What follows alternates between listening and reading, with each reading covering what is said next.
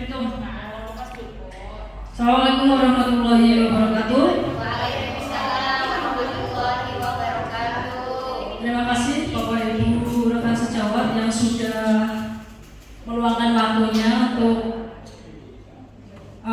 di sini. Di sini saya akan mendesignasikan budaya positif ya dari modul 1.4 yang sedang saya jalani, yaitu pendidikan guru penggerak. Inti dari designasi ini, harapan saya ketika kita di sini berdiskusi ya tentang budaya positif, kita satu pemikiran, kita satu pemahaman tentang apa itu budaya positif. Seperti itu ya Bapak Ibu. Oke, rasanya sebelum saya memulai untuk mempresentasikan paparan budaya positif, saya mau ice breaking terlebih dahulu. Coba perhatikan, ikuti kata-kata saya ya. Ya, ikuti kata-kata saya. Fokus dulu, ya. Kita fokus dulu semuanya, ya. Fokus, ikuti kata-kata saya. Jika saya nanti bilang, ya harus ikuti.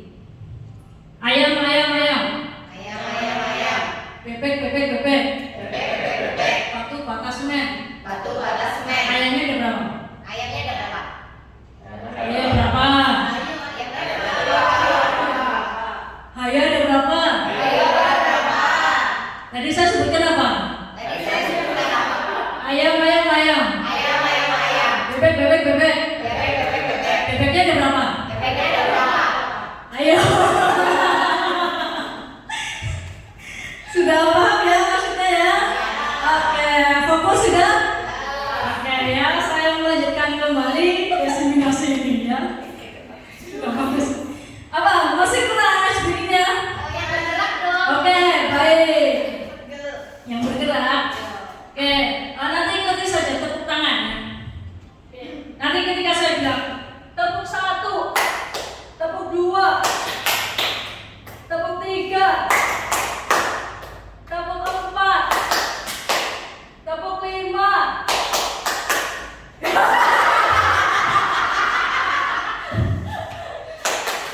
Tepuk 5 gimana? Tepuk 5 ada yang tahu? 1, 2, 4. Ya udah bukan. Nah. Itu 6. 6 ya. Jadi ulangi lagi. Tepuk 1, tepuk 2, tepuk 3, tepuk 4, tepuk 5 nanti kayak gini ya. Tepuk 5. Kayak gitu ya. Saya berdiri. Oke, ayo. Yuk, tepuk 1, tepuk 2, tepuk 3, tepuk 4. Oke, tepuk 5. Oke, 2 kali tepuk 5. Oke, 2 hari tepuk 5. Oke, ya, cukup. Ya, sudah cukup, betul kan? Cukup sekali. Oke, ya saya lanjutkan untuk designasinya. Di sini designasi budaya positif. Ya, perkenalkan nama saya Yudi Lestari, calon guru penggerak angkatan 9. Ya, di designasi ini untuk memenuhi tugas saya di calon guru penggerak angkatan 9, yaitu ada aksi nyata modul 1.4. Konsep dari budaya positif, sini konsep dari budaya positif itu ada 8. Yang pertama ada perubahan paradigma belajar, yang kedua ada disiplin positif, yang ketiga ada nilai-nilai kebajikan, yang keempat ada kebutuhan dasar manusia, yang kelima ada motivasi perilaku manusia, yang keenam ada posisi kontrol restitusi, yang ketujuh keyakinan kelas, dan yang kedelapan segitiga restitusi. Baik, untuk paradigma baru, pembelajaran dengan paradigma baru merupakan pembelajaran yang dirancang berdasarkan prinsip pembelajaran berdiferensiasi, sehingga para peserta didik belajar sesuai dengan kebutuhan berdasarkan tahap perkembangan sesuai teori psikologi modern untuk mewujudkan profil pelajar Pancasila ya, yang seperti sudah kita ketahui 6 profil pelajar Pancasila ya. Kemudian ada disiplin positif dan nilai-nilai kebajikan universal. Perubahan paradigma belajar di sini ada teori kontrol dari Dr. William Glasser, yaitu ilusi guru mengontrol murid, ilusi bahwa semua penguatan positif efektif dan bermanfaat, ilusi bahwa kritik dan membuat orang merasa bersalah dapat menguatkan karakter, ilusi bahwa orang dewasa memiliki hak untuk memaksa. Disiplin positif dengan nilai-nilai kebajikan universal. Bagaimana seorang bisa merubah dari paradigma stimulus respon kepada pendekatan teori kontrol? Bila kita ingin membuat kemajuan perlahan, sedikit-sedikit ubahlah sikap atau perilaku Anda. Namun, bila kita ingin memperbaiki cara-cara utama kita, maka kita perlu mengubah kerangka acuan kita. Ubahlah bagaimana Anda melihat dunia, bagaimana Anda berpikir tentang manusia, ubahlah paradigma Anda, skema pemahaman, dan penjelasan aspek tertentu tentang realitas. Di sini ada dua. Yang pertama ada stimulus respon, dan yang kedua ada teori kontrol. Yang pertama di sini ada realitas atau kebutuhan kita sama kalau dilihat dari stimulus kontrol, ya stimulus respon. Kemudian ada realitas kebutuhan atau kita berbeda. Ada teori kontrol, ya di situ Bapak Ibu sudah bisa melihat sendiri ya, semua orang melihat hal-hal yang sama, setiap orang memiliki gambaran berbeda. Ya, jadi bisa dibedakan antara stimulus respon dan teori kontrol. Kemudian disiplin positif yang ketiga, makna dari kata disiplin. Apa sih makna dari kata disiplin? Seseorang yang memiliki disiplin diri berarti mereka bisa bertanggung jawab terhadap apa yang dilakukan karena mereka berdasarkan tindakan mereka pada nilai-nilai kebajikan universal. Dalam hal ini Ki Hajar Dewantara mengatakan pertanggungjawaban atau itulah yang selalu menjadi sisihannya atau kewajiban dari seseorang yang pegang kekuasaan atau pimpinan pada umumnya, serta tertibnya laku diri dari segala hak dan kewajibannya.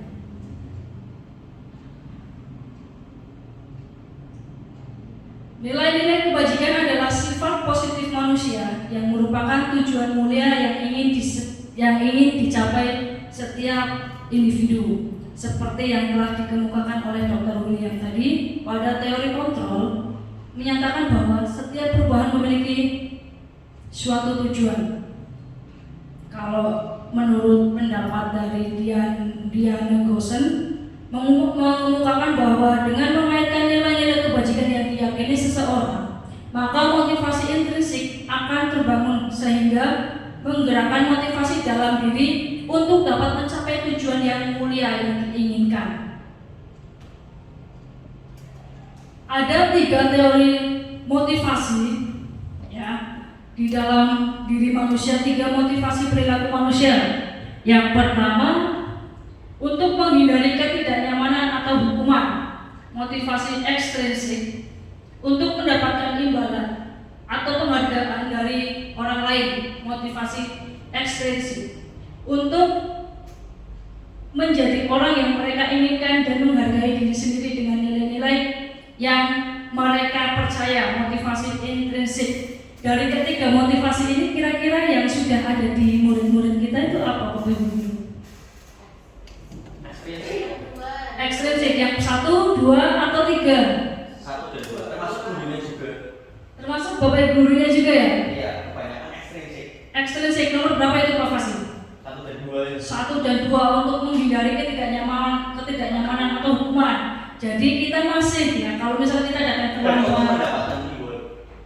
untuk mendapatkan reward ya. Jadi kalau misal masih kebanyakan ya, entah itu dari murid atau dari kita sendiri ini masih ada motivasi ekstrinsik tersebut. Ya.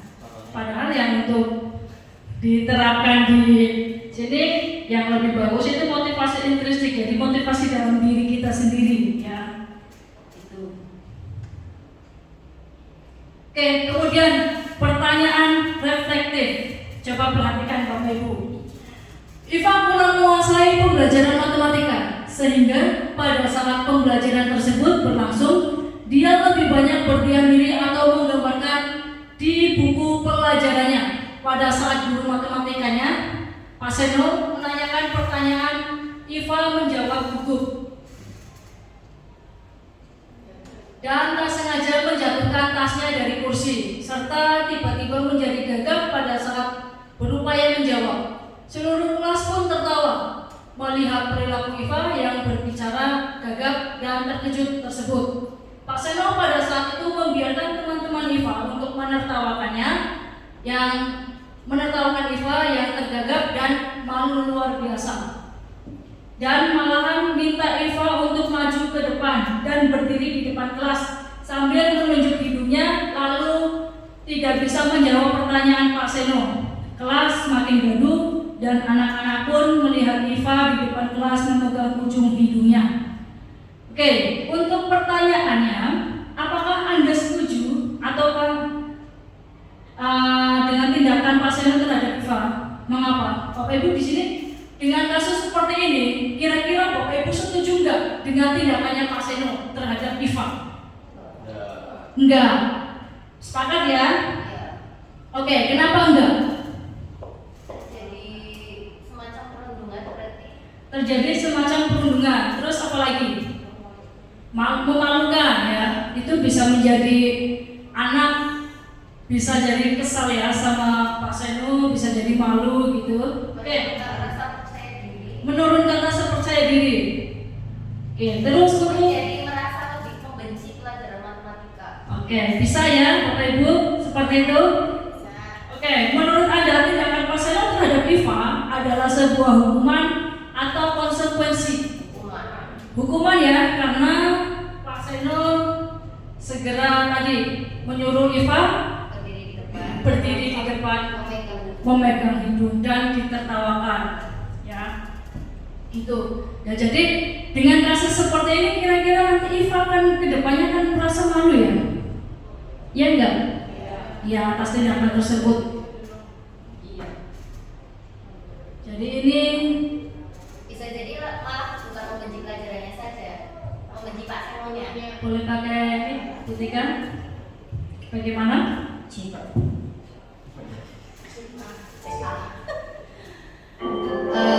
Melihat dari kasus ini, bisa jadi malah si Iva itu malah menjadikan Pak Seno itu sebagai guru yang dia benci, karena perilaku yang dia terima di kelas dan di depan anak-anak yang lain.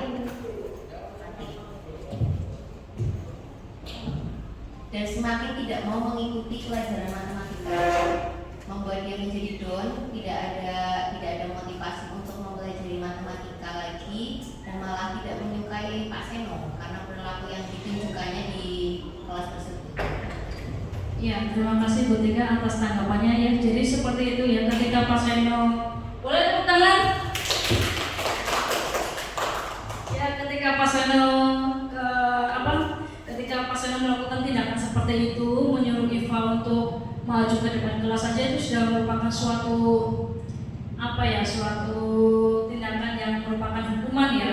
Padahal di situ juga Iva nggak sengaja ya menjatuhkan tasnya seperti itu. Oke, lanjut. Apa sih itu hukuman? Hukuman bersifat tidak terencana atau tiba-tiba. Anak atau murid tidak tahu apa yang akan terjadi dan tidak dilibatkan. Hukuman bersifat satu arah dari pihak guru yang memberikan, dan murid hanya bisa menerima suatu hukuman tanpa melalui kesepakatan atau pengarahan dari pihak guru, baik itu sebelum atau sesudahnya. Hukuman yang diberikan pada biasanya berupa fisik maupun psikis. Tadi ya yang sudah dicontohkan Pak Seno terhadap Iva, pertanyaan reflektif yang sebelumnya. Murid atau anak disakiti oleh suatu perbuatan atau kata-kata. Nah, kemudian apa itu konsekuensi? Konsekuensi adalah sudah terencana atau sudah disepakati, sudah dibahas dan disetujui oleh murid dan guru. Umumnya bentuk-bentuk konsekuensi dibuat oleh pihak guru atau sekolah, dan murid sudah mengetahui sebelumnya konsekuensi yang akan diterima bila ada pelanggaran. Betul ya? Jadi konsekuensi itu sesuai dengan kesepakatan dibuat tidak nyaman untuk jangka waktu pendek. Konsekuensi biasanya diberikan berdasarkan suatu data yang umumnya dapat diukur. Misalnya, setiap 3 kali tugas tidak diselesaikan pada batas waktu yang sudah diberikan, atau murid melakukan kegiatan di luar pembelajaran, misalnya ngobrol, maka murid tersebut akan kehilangan waktu bermain dan harus menyelesaikan tugas karena ketertinggalannya. Peraturan dan konsekuensi yang mengikuti ini sudah diketahui sebelumnya oleh murid. Sikap guru di sini senantiasa memonitor murid. Jadi konsekuensi ini sifatnya sudah ada kesepakatan antara guru dengan murid, seperti itu. Yang ketiga, apa itu restitusi? Restitusi adalah suatu proses menciptakan suatu kondisi bagi murid untuk memperbaiki kesalahan mereka, sehingga mereka bisa kembali pada kelompok mereka dengan karakter yang lebih kuat menurut Gosen 2004. Restitusi juga merupakan proses kolaboratif yang mengajarkan murid untuk mencari solusi untuk masalah mereka sendiri, kemudian membantu murid berpikir tentang orang seperti apa yang mereka inginkan dan bagaimana mereka harus memperlakukan mereka. Ya, restitusi di sini sifatnya itu guru membantu menyelesaikan permasalahan yang murid sendiri dan mencarikan solusinya.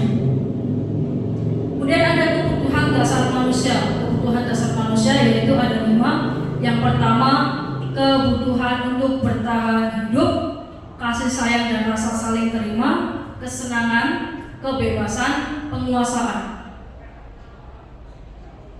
Kebutuhan dasar manusia yang pertama, kebutuhan untuk bertahan hidup, makanan, minuman, pakaian, tempat tinggal, keamanan, kesehatan, dan lain-lain. Kasih sayang dan rasa diterima, peduli, berbagi, kerjasama, menjadi bagian dari kelompok. Dari 2 kebutuhan dasar manusia ini. Yang ketiga, penguasaan, harga diri, keinginan untuk dianggap berprestasi atau memimpin. Kemudian kebutuhan dasar yang keempat, kebebasan, mandiri, memiliki pilihan, mencoba hal baru, mengendalikan arah dirinya. Yang kelima, kesenangan, bermain, antusias, tertawa, humor. Posisi kontrol restitusi. Yang pertama tadi ada penghukum, yang kedua pembuat merasa bersalah, yang ketiga teman, keempat pemantau, yang kelima sebagai manajer.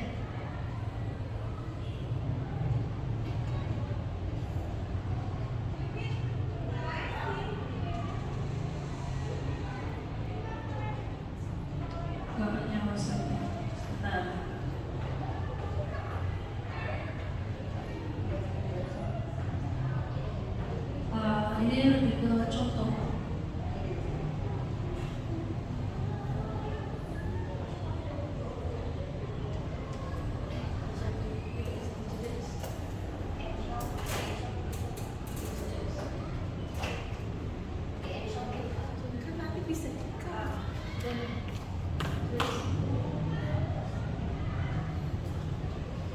Oke, selanjutnya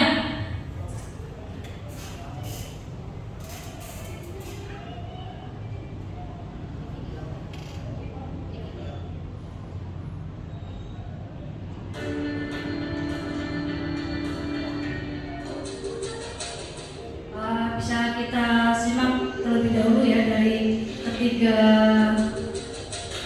tadi, hukuman, konsekuensi, dan restitusi. Sini kamu. Selamat pagi, Bu. Selalu terlambat. Kamu deh pasti terlambat. Maaf, Bu. Saya Apa? Apa coba? Alasan kamu apa lagi? Kapan sih kamu tidak terlambat? Malas sekali ya kamu jadi anak. saya Dasar pemalas. Gak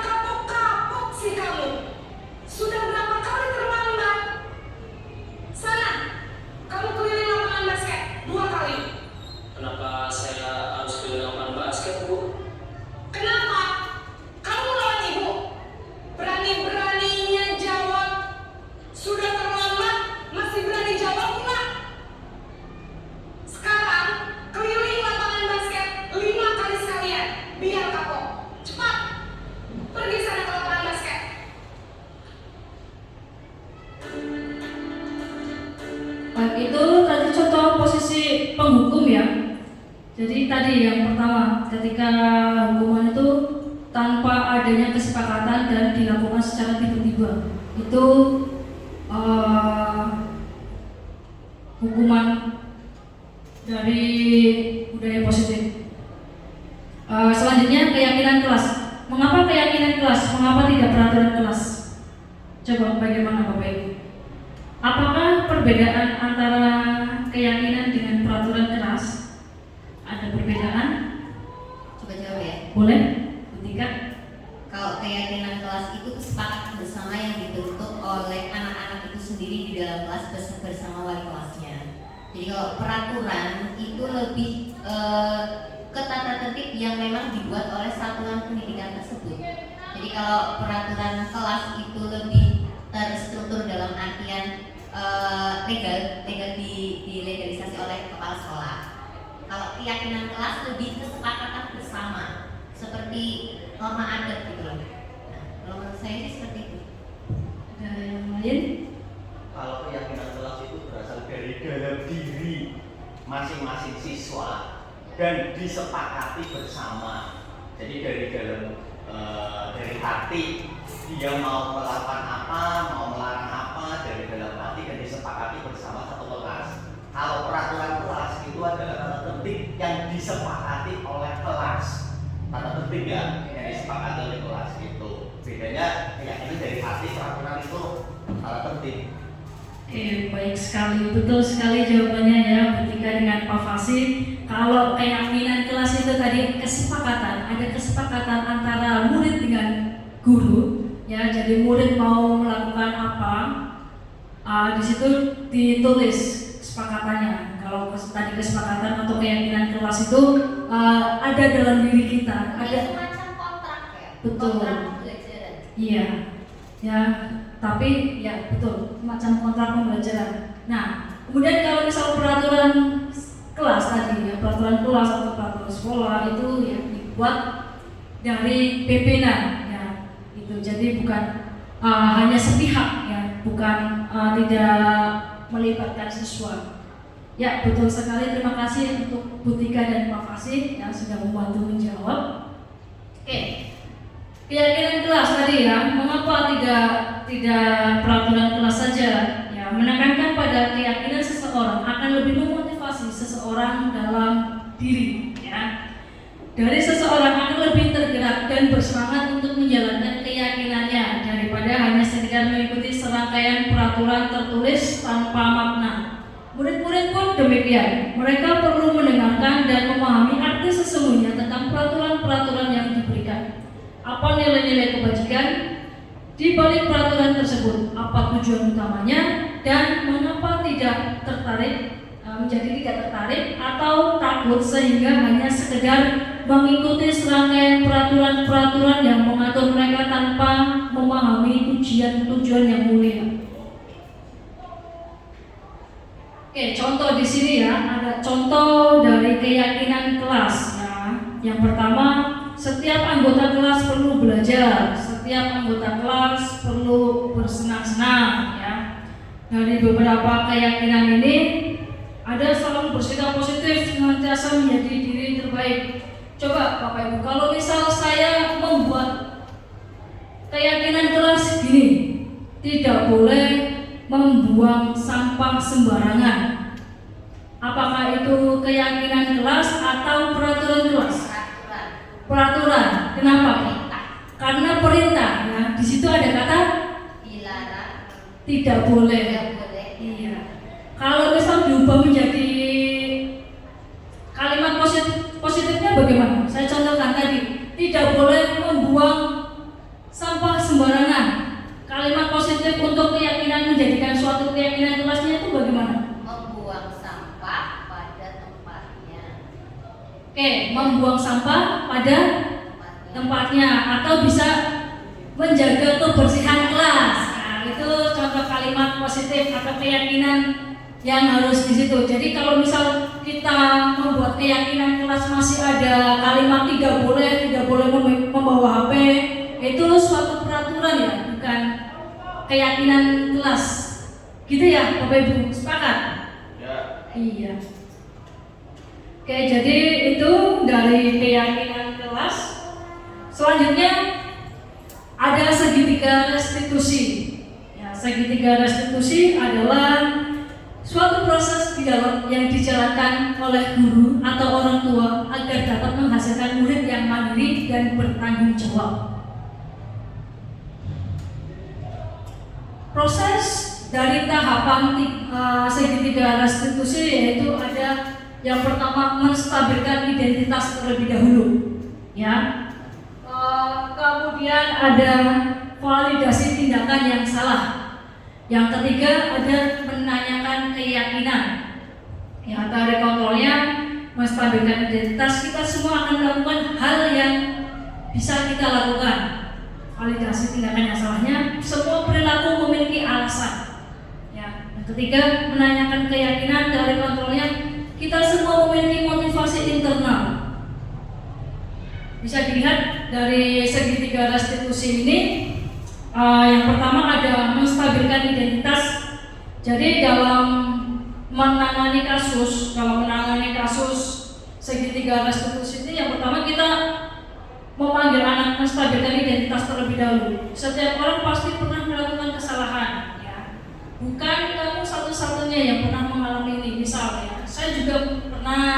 Kita nanti akan carikan solusinya bersama. Ya, itu kalimat-kalimat untuk menanyakan menstabilkan identitas. Ya. Kemudian untuk validasi tindakan yang salah, kita menanyakan kepada anak, kamu tentu punya alasan mengapa kamu melakukan ini. Nah, itu pertanyaan yang akan kita ajukan kepada anak tentang validasi tindakan yang salah. Kemudian nanti adakah cara yang lebih efektif untuk mendapatkan apa yang kamu butuhkan. Jadi di sini kita menstabilkan identitas dulu, panggil anak, kenapa kamu dipanggil di sini, ya. Tentu tahu alasannya. Kemudian yang kedua, validasi tindakan yang salah. Anak menjawab apa yang sudah mereka lakukan, kemudian apa langkah yang selanjutnya untuk kalian perbaiki. Ya. Yang ketiga, menanyakan keyakinan. Di sini kan sudah dibuat, ya, keyakinan kelas dan peraturan sekolah. Keyakinan kelas apa yang kita sepakati? Tanyakan kepada siswa kita. Keyakinan kelas apa yang sudah kita sepakati? Ya. Kemudian siswa itu menjawab apa-apa, ya. Kira-kira kamu ingin menjadi orang seperti apa? Kita tanyakan kepada anak tersebut, ya. Di sini saya ada salah satu contoh dari yang sudah saya praktekkan dari segitiga restitusi ini.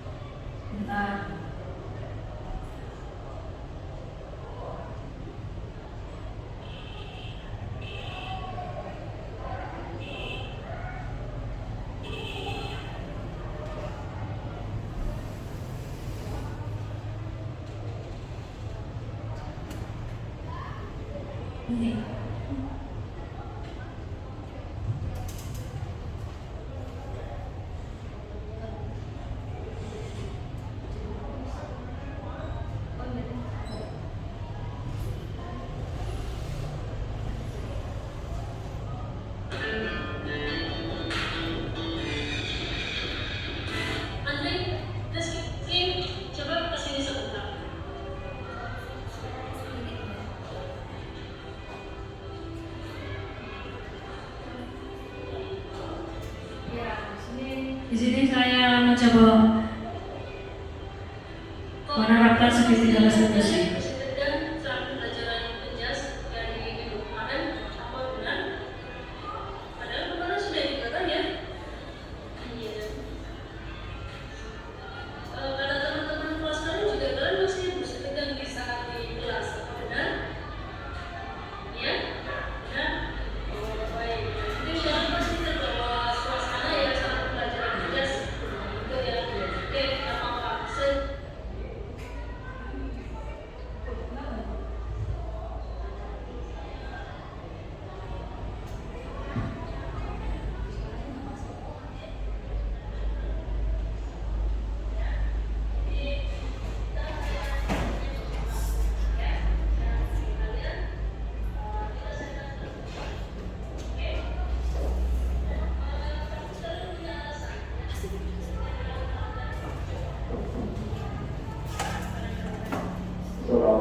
Assalamualaikum warahmatullahi wabarakatuh. Anak sekalian, khususnya yang lelaki yang masih berada di lingkungan SMA 1 Malaysia ini untuk menuju hadis untuk melaksanakan sholat Jumat. Sekali lagi, yang masih di lingkungan SMA 1 Malaysia ini khususnya anak laki-laki untuk segera menuju ke haji untuk melaksanakan sholat Jumat. Mengingat sudah terdengar suara azan. Silakan untuk ke masjid. Terima kasih. Assalamualaikum warahmatullahi wabarakatuh.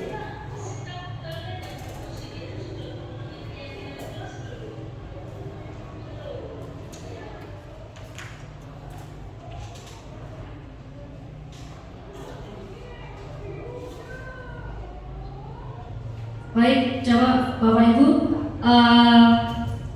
Tadi sudah melihat ya sedikit tentang segitiga restitusi. Yang pertama tadi ada menstabilkan identitas, kemudian yang kedua ada validasi tindakan yang salah, yang ketiga ada menanyakan keyakinan. Ya, sebenarnya ya tanpa kita sadari, sebenarnya itu kita sudah menerapkan segitiga restitusi. Ya, setiap kali misal ada siswa yang terlambat, ya pasti kita menanyakan terlebih dahulu, ya apa alasannya, kenapa terlambat, ya tahu kan salahnya seperti apa. Seperti itu ya Bapak Ibu. Tanpa kita sadari kita tuh sebenarnya sudah melaksanakan segitiga restitusi tersebut, ya. Cuma bedanya apa? Di sini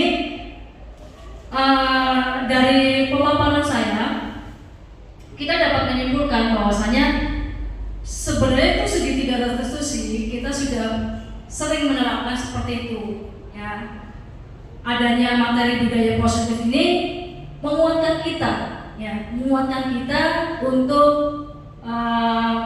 mengetahui apa itu ya sebenarnya sudah dilaksanakan, ya. Dengan adanya ini semakin menguatkan kita untuk melakukan segitiga restitusi tersebut. Ya. Kira-kira tanggapannya Bapak Ibu rekan sejawat di sini terkait dengan segitiga restitusi bagaimana? Apakah itu nantinya akan berpengaruh terhadap kesalahan anak atau membuat jera atau bagaimana?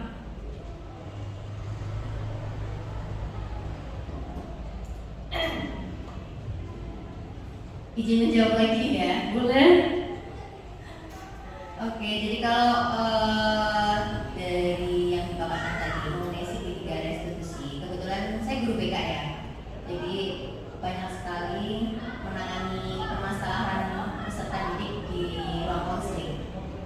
Menurut saya dengan adanya segitiga restitusi, anak akan diberikan kesempatan untuk memberikan pendapat mereka. Jadi bukan langsung memberikan punishment atau hukuman, tetapi kita berikan ruang juga kepada mereka untuk memberikan jawaban atau memberikan pendapat serta bisa menceritakan kenapa mereka bisa seperti itu. Contohnya tadi terlambat. Kalau yang video tadi dijelaskan kan langsung dipanggil, dimarahin, kenapa terlambat dan lain sebagainya. Tapi kalau mau idealnya seperti itu yang dipaparkan tadi segitiga restitusi, maka kita akan memberikan anak kesempatan untuk menjelaskan permasalahan yang terjadi. Kenapa misal contohnya terlambat, kenapa sampai terlambat, apa yang membuat mereka terlambat. Cuman kalau melihat dari materi tentang disiplin positif, maka memang kita harus membutuhkan waktu dan kesabaran yang lebih gitu loh. Karena perubahan itu tidak akan instan, membutuhkan proses. Jadi kalau mau menerapkan disiplin positif tanpa punishment atau tanpa hukuman gitu ya, tanpa efek jera, itu memang akan prosesnya jauh lebih lama dan itu membutuhkan waktu. Tapi insya Allah kalau misal diterapkan terus menerus ya, anak akan merasa oh saya juga dihargai, saya diberikan kesempatan untuk menjelaskan yang sebenarnya terjadi tanpa langsung diberikan punishment. Gitu sih. Terima kasih. Ada lagi yang lain?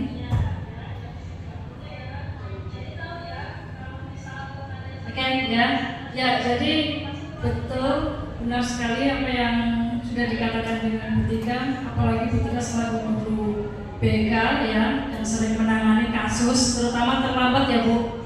Jadi intinya itu jangan langsung mengejudge anak, ya, tapi kita tanyakan dulu, kenapa terlambat ya, barangkali kan kita nggak tahu di jalan mereka kenapa. Ya. Intinya tadi, kalau misal kita menerapkan segitiga restitusi tadi, yang pertama menstabilitas, kualitas tindakan yang salah, kemudian menanyakan keyakinan kelas, siswa tersebut akan